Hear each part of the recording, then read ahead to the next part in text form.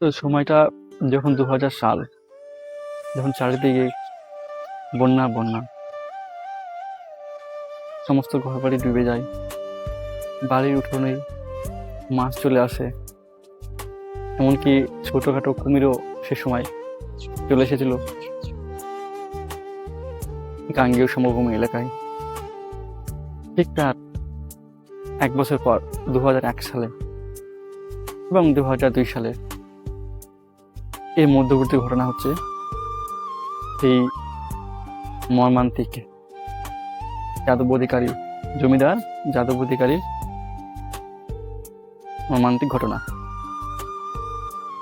তো কিভাবে হয় ঘটনাটা, কিভাবে, কেন ও শেষ পর্যন্ত পাগল হয়ে গেছিল, কেন ওর মাকে পুরোহিতকে হত্যা করেছিল, কেন বা কুয়োতে ওর লাশ উদ্ধার করা হয়েছিল শেষ পর্যন্ত। হাত দুটো বাঁধা ছিল এবং পা দুটো বাঁধা ছিল, হাত এবং পায়ের মধ্যে লাঠি ভরা অবস্থায় কুয়োতে তাকে উদ্ধার করেছিল গ্রামবাসী। তো এর পেছনে সত্যটা জানতে গেলে আমাদেরকে পুরো ঘটনাটা বুঝতে হবে।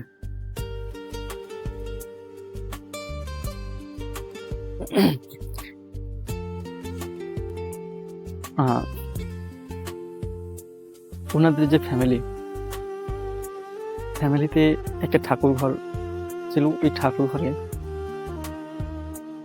পাশেরই ২ কিলোমিটার এলাকা অবস্থিত একজন পুরোহিত ডেইলি সকাল সন্ধে বাড়িতে পুজো দিতে আসতো।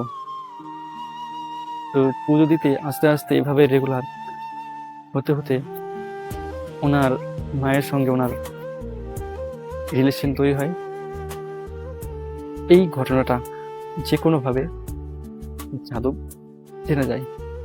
জেনে যাওয়ার ফলে ও নিজেকে মেন্টালি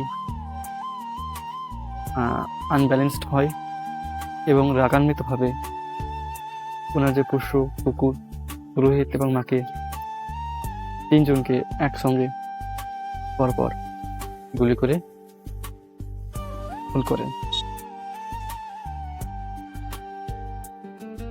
তো খুন করার পর বাড়িতে পুলিশ আসে, গ্রামবাসীগুলো সব এক জায়গায় জড়ো হয়। জড়ো হওয়ার পর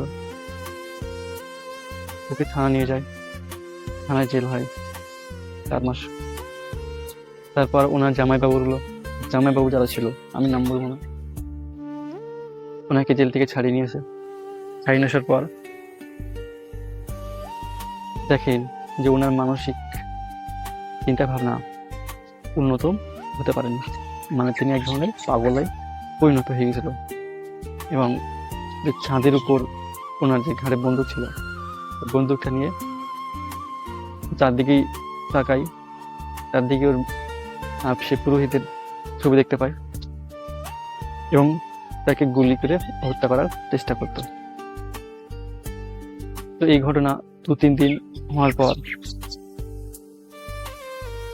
কোনো একটা সকালে ওনার বাড়ির পাশে একটা কুয়ো ছিল। সে কুয়োটা বর্তমানে বুঝে গেছে এখন আর। কুয়ো থেকে ওকে দুই হাত পা বাঁধা অবস্থায়, হাত এবং পায়ের মাঝখানে এক জায়গায় জড়ো করে লাঠি পরে ওকে কুয়োর মধ্যে থেকে উদ্ধার করেছিল গ্রামবাসীগণ এবং তাদের পরিবারগুলো। এটা কিভাবে হয়েছিল সেটাও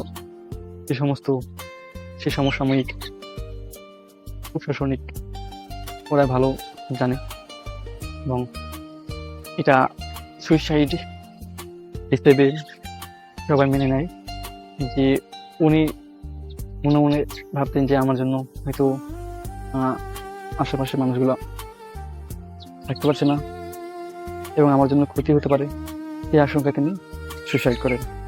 এটা ছিল ওদের পরিবারের বক্তব্য।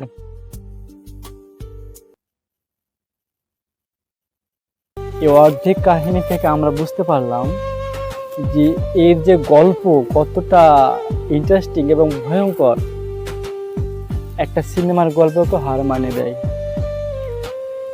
ভাবুন, উনি শেষ পর্যন্ত মেন্টাল হয়ে গেছিল।